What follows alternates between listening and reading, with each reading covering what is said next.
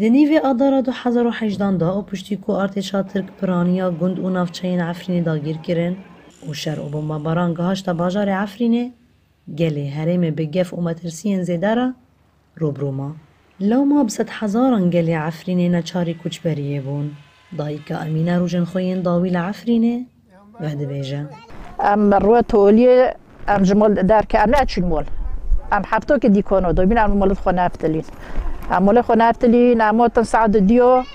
گیشن ترنده برو جو ترنده ام گیشن بوسیته رو دام در کاتن داید وکی من نفس بی رو قبره دومون قچک قبره دومر لور باشورتن عفرینی نچاری کچبریه بون دکاش کیمار آنگو جبل احلام را خوگهاندن نافچه شیرا و هرما شهبا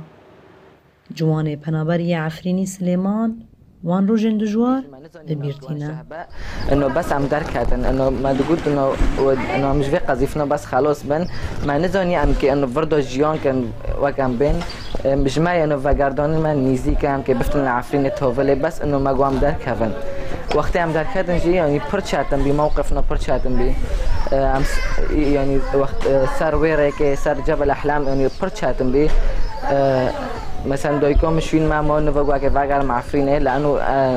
براکیم هنه که عفرین دومان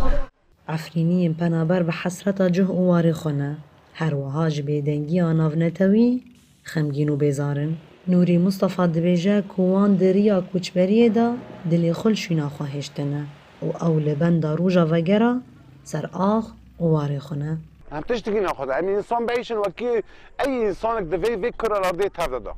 وعم تشتكيش كسي ناخذ عم ناخذ عم بقر عفرين بس عم لفداري بانوبارن عم قومبي دانا بس والله عم مستعدن يعني نين ناخذ نبشاف ونبرو عم بس بقر خوستاكي ما بقري ما اوخي ما عم بفتن المولد خو يعني قد كد من سبيل رضا بين ياك جورو اتشو تشك هنا برز كان بابا عمي كتشو خاره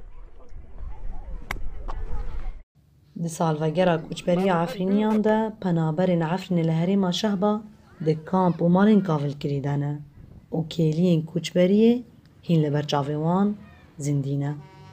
نوروز را شدنگ امریکا هریما شهبا